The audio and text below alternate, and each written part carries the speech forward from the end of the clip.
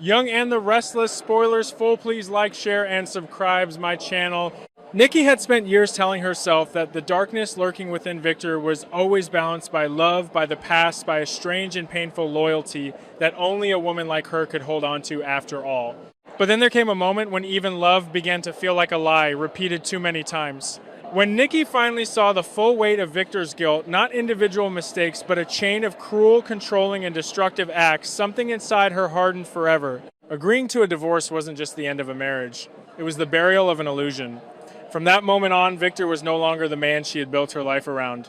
He was a stranger in the face of the man she had once trusted, and that made him more terrifying than ever. What pushed Nikki to the brink wasn't just what Victor had done, but the realization that he would never stop. There would always be another justification, another secret, another victim caught in the whirlwind of his obsessive pursuit of power. And when she learned where Jack was being held, her rage brought her clarity. It was no longer the trembling anger of a wounded wife. It became the cold determination of a woman with nothing left to lose. Nikki didn't enter that room with the intention of revenge. She went there to end a nightmare. Every step she took carried years of humiliation, betrayal, and suffering. When she entered that room, there was no hesitation. Patty stood between Nikki and Jack like the final distorted piece in Victor's crumbling world. Whoever Patty had been, whatever pain had transformed her into this unstable and dangerous figure, didn't matter in that moment. Nikki saw Jack trapped, broken, deprived of his freedom, and all her fear turned into violence. The struggle was swift, brutal, and driven more by desperation than calculation. Nikki didn't act like a woman planning a murder. She acted like a woman driven to the brink by years of madness, struggling with the strength of someone trying to reclaim a last shred of justice. When Patty fell, the room seemed to fall silent with her. For a moment, everything stopped. The atmosphere changed. The consequences became real. Jack, weak and trembling, could barely comprehend what had happened. Being rescued should have brought a sense of salvation, yet it came in blood panic and irreparable wounds. Nikki pulled him out of the room with the urgency of someone who knew there was no time for shock or grief. They weren't just fleeing a house. They were fleeing the ruins of a domestic war that had finally erupted into something unforgivable. Jack understood that the woman who had saved him was no longer the refined, composed Nikki the world knew. This was a naked Nikki, stripped of instinct, pain, and rage. In a way, Victor had created this version of her. Then the moment that changed everything even more arrived. Victor was too late to stop them, but he saw Patty lying there. For a man who had caused so much suffering, his pain was terrifyingly real. He collapsed to the floor, clutching Patty and sobbing uncontrollably, making the scene even more horrifying. It was a reminder that the monster didn't see himself as a monster. Even now, even surrounded by the destruction he himself had inflicted, Victor could still place his pain above everyone else. Whether Patty was truly dead or merely hanging between life and death hardly mattered in that moment. Crucially, Victor believed Nikki had crossed the line, and in his mind, that allowed him to become even more dangerous. When Jack and Nikki escaped, they were no longer two survivors fleeing captivity. Now, in Victor's eyes, they were fugitives bearing the mark of betrayal, hatred, and a truth too cruel to erase. Victor's vow to kill them wasn't an empty threat stemming from grief. It was the beginning of a new era of hatred, an era that would poison everything associated with the name Newman. The family that had survived countless betrayals now faced something even worse, open war from within. Blood ties meant nothing. Love had rotted into suspicion. Loyalty had become a weapon, and that was perhaps the darkest part of it all. This wasn't simply Nikki leaving Victor or Jack being rescued or Patty collapsing on the floor. It was the complete destruction of what little humanity remained within the Newman Empire. The air inside the abandoned farmhouse on the outskirts of Genoa City tasted of rot and forgotten decades. Dust motes danced in the pale shafts of moonlight that managed to pierce the boarded-up windows.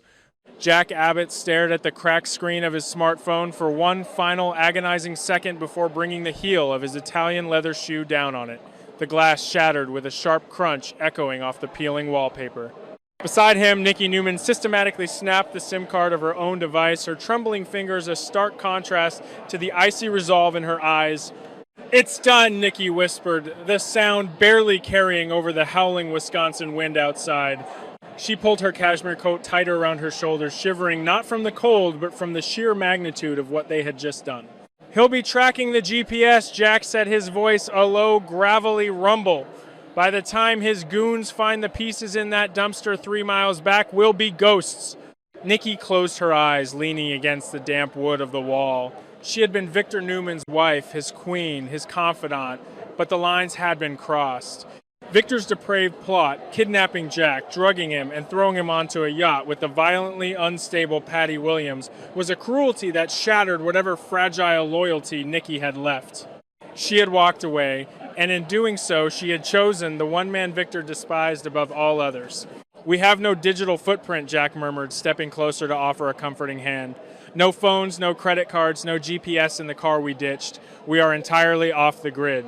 "You don't know him," Jack Nikki replied, her voice laced with a haunting dread. "Victor doesn't need a digital footprint. He owns the grid. He will burn the world down to find us." Miles away at the Newman Ranch, the world was indeed burning. The roaring fire in the grand stone hearth cast demonic, flickering shadows across Victor Newman's face. He stood by the mantel, a crystal tumbler of scotch gripped so tightly in his hand that his knuckles were bone white. The silence in the sprawling living room was suffocating, broken only by the crackle of the flames and the heavy measured breathing of the Newman patriarch. Nothing, Victor's voice was dangerously quiet, a razor blade wrapped in velvet. His head of security, a hulking man named Cole, swallowed hard. "Sir, they've vanished. The cameras at the athletic club caught Mrs. Newman leaving with a single suitcase. We tracked Mr. Abbott's vehicle to a rural route near Highway 12, but the car was abandoned. Their phones are dead." Victor hurled the glass into the fireplace. The crystal shattered, sending a spectacular plume of fire roaring up the chimney. "Do not tell me they have vanished," Victor bellowed, his voice vibrating with a primal, terrifying fury. "My wife is out there with that pathetic excuse for a man. Jack Abbott thinks he can steal my wife. He thinks he can humiliate me and simply disappear into the night." Victor paced the floor, his mind working with the ruthless precision of a grandmaster. "I want every resource mobilized. I don't care what it costs. Tap into the city's surveillance network. Bribe the bankers, threaten the politicians. I want eyes on every street corner, every motel, every godforsaken dirt road in this state. Find them and bring them to me." The hunt began with a terrifying efficiency. In a windowless subterranean room beneath Newman Enterprises, a dozen operatives sat bathed in the blue glow of high-definition monitors. Victor's shadow empire was fully operational. Keyboards clattered like machine gun fire as agents scrubbed through thousands of hours of CCTV footage from Genoa City and its surrounding counties. They were looking for anomalies. A flash of blonde hair, the distinct gait of a former CEO, a cash transaction that didn't fit the demographic of a rural gas station. They hacked into the financial databases, monitoring every account associated with Jack Abbott, Jabot Cosmetics, and Nikki's personal trusts. They set up geofences around the Abbott Mansion, the Newman Ranch, and the GCAC. "I've got a ping," one technician called out, adjusting his headset. "A withdrawal attempt. Offshore routing Cayman Islands, but the IP address bounced off a cell tower near the old industrial park." Cole leaned over the technician's shoulder, his eyes narrowing. "Lock it down. Freeze the routing numbers. Dispatch a team to the industrial park immediately. We squeeze them until they suffocate." The invisible net was tightening. Victor's agents swarmed the streets in unmarked black SUVs, their presence a silent, menacing force that turned the familiar streets of Genoa City into a hostile labyrinth. Halfway across the country, the neon-drenched streets of Las Vegas offered a different kind of labyrinth. Adam Newman and Nick Newman navigated the smoky, claustrophobic corridors of an underground casino far removed from the glitz of the Strip. They were on a mission of their own, hunting the elusive and dangerous Matt Clark, a ghost from their past who had resurfaced to torment their family. Adam, moving with a predatory grace he had honed during his spider days, slammed a burly informant against a cinder block wall. "I'm losing my patience," rises. Man Adam hissed his forearm, pressing against the man's throat. "Where is Matt?" "I don't know." The informant choked out his eyes, darting frantically between Adam and the towering, furious figure of Nick. "Matt's a ghost, but the wire's going crazy tonight, and it ain't about him." Nick stepped forward, his jaw clenched, the phantom pain in his injured leg flaring with his rising temper. "What are you talking about? What wire?" The informant gasped for air as Adam slightly eased the pressure. "The underground bounties. A massive contract just dropped on the dark web. Open checkbook. Blank check reward for the location of a blonde woman and a silver-haired guy. The contractor is someone big out of the Midwest. The mustache?" Nick and Adam exchanged a stunned, chilling look. The mustache. Victor. He's put a bounty on Nikki and Jack. Nick said the realization hitting him like a physical blow. He's treating our mother like a fugitive. Not a fugitive, Adam corrected, a dark, cynical smirk playing on his lips, like prey. Before Nick could process the horrifying implications of the underground bounty, his phone vibrated in his pocket. The caller ID flashed a single commanding word times Victor asterisk. Nick answered, putting it on speaker. Dad, what the hell is going on? We just heard you will cease your pursuit of Matt Clark immediately. Victor's voice boomed through the tiny speaker, leaving no room for argument. I have a new assignment for both of you. You put a hit out on Mom and Jack Abbott. Nick yelled, oblivious to the stares of the casino patrons passing by the alleyway. Have you completely lost your mind? Your mother has betrayed this family, Victor roared back, the connection crackling with his rage. She has allied herself with my sworn enemy. They are making a mockery of the Newman name. I want them found, and I want them brought back to Genoa City to face the consequences. We're not your bounty hunters, Dad, Nick spat, and we are certainly not hunting down our own mother. You will do as you are told, Nicholas Victor demanded. Adam, are you listening? Adam leaned closer to the phone, his eyes gleaming with a complex mix of ambition and calculating obedience. I hear you, Dad. We'll find them. Adam, no. Nick protested, but Adam had already ended the call. Think about it, Nick, Adam said smoothly. If Victor's goons find them first, who knows what happens to Jack or to Mom in the crossfire. If we find them, we can control the narrative. We have to join the hunt. Nick clenched his fists, realizing he was trapped. The hunt for Matt Clark was over. The hunt for their mother had begun. Back in the freezing, dilapidated farmhouse, the reality of their situation was crashing down on Jack and Nikki. Jack had managed to salvage an old, battered laptop from a pawn shop earlier in the day, paying in cash. He sat on a dusty crate, tethering the laptop to a stolen, unactivated Wi-Fi signal from a neighboring property. I just need to access the contingency funds, Jack muttered, his fingers flying across the grimy keyboard. I set up a blind trust in Zurich years ago for an emergency exactly like this. Victor doesn't know about it. Nikki paced the creaking floorboards, her arms wrapped around herself. Victor knows everything, Jack. He has people inside every banking institution in the world. Jack hit the enter key. The screen loaded a spinning hourglass, mocking his rising panic. Suddenly, the screen flashed red. Asterisk, access denied. Account frozen. Asterisk. Jack stared at the screen, his blood running cold. He tried another account. A shell company in the Caymans. Asterisk, frozen. Asterisk. He tried a personal Jabot discretionary fund. Asterisk, frozen. Asterisk. He's locked me out, Jack whispered, the gravity of the words hanging heavily in the stale air. Every single account, every trust, every hidden asset. He hasn't just frozen my money, Nikki. He's frozen yours too. Nikki stopped pacing, her breath hitching. We have the cash in your wallet. $300. That's it. That's it. Jack confirmed, slamming the laptop shut. Victor isn't just trying to find us. He's trying to starve us out. He's boxing us in, cutting off our air supply until we have no choice but to crawl back to him. Desperation forced their hand. With no money for a safe passage out of the state, they needed supplies to survive the plummeting nighttime temperatures. Jack and Nikki slipped out of the farmhouse, moving like shadows through the dense woods until they reached a small 2-4-hour convenience store on the edge of the county line. Jack left Nikki hidden in the shadows of a rusted dumpster behind the building, pulling his collar up and a baseball cap low over his eyes. He stepped into the harsh fluorescent light of the store, quickly grabbing bottled water, protein bars, and a cheap thermal blanket. As he approached the register, the hairs on the back of his neck stood up. The distinct heavy crunch of tires on gravel echoed from the parking lot. Jack glanced out the smeared glass window and felt his heart stop. 3 black SUVs had silently rolled into the lot, boxing in the few cars parked there. The doors opened in unison, and 4 men in dark suits stepped out. Leading them was Cole Victor's head of security. Jack practically threw the crumpled bills at the terrified teenage cashier. Keep the change, he hissed, grabbing the plastic bag and bolting for the back exit. He burst through the rear door, grabbing Nikki's arm. Run. They scrambled up a muddy embankment, diving into the thick, thorny underbrush just as Cole and his men rounded the corner of the building. Jack pulled Nikki down into the wet dirt, pressing his hand over her mouth as they lay perfectly still, their hearts pounding a frantic, deafening rhythm. Cole stood less than 10 feet away, his flashlight beam cutting through the darkness, sweeping over the brush where they lay hidden. Check the perimeter, Cole barked into a radio. The clerk says a guy matching Abbott's description just bolted. The beam of light washed over Jack's shoulder. Nikki squeezed her eyes shut, a silent prayer on her lips. They were inches away from capture.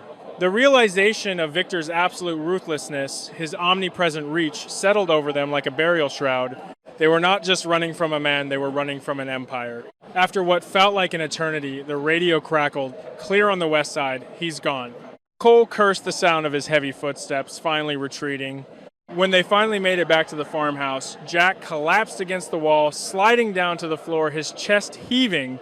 He reached into his coat pocket, his fingers brushing against a secondary prepaid burner phone he hadn't yet destroyed, a lifeline he had kept strictly for emergencies regarding his son Kyle or his wife Diane. Against his better judgment, he powered it on. It immediately vibrated with a backlog of messages. One text stood out, glowing with a toxic, venomous light. It was from Diane. Asterisk, I hope Victor destroys you. You disgust me. After everything I did, everything I forgave you, let him put you in bed with Patty. You couldn't even fight it. Don't ever come back. Asterisk. Jack closed his eyes, a profound, agonizing sorrow washing over him. The memory of the yacht violently invaded his mind. The haze of the drugs Victor had pumped into his system, the suffocating heat of the cabin, and Patty Williams' unhinged, desperate Patty pulling him down into the sheets. Then the blinding flash of the cabin door opening, Diane's horrified scream, and the stinging, humiliating crack of her palm across his face. He was fighting a war on two fronts. Outside these walls, Victor Newman was hunting him with the ferocity of a rabid wolf. But inside his own mind, the internal pressure was tearing him apart. Diane's absolute rejection, her refusal to believe he was a victim of Victor's sadistic drugging, felt like a knife twisting in his gut. He was running to save his life, but he was rapidly losing the reasons to keep living it. Jack Nikki's soft voice broke through his torment.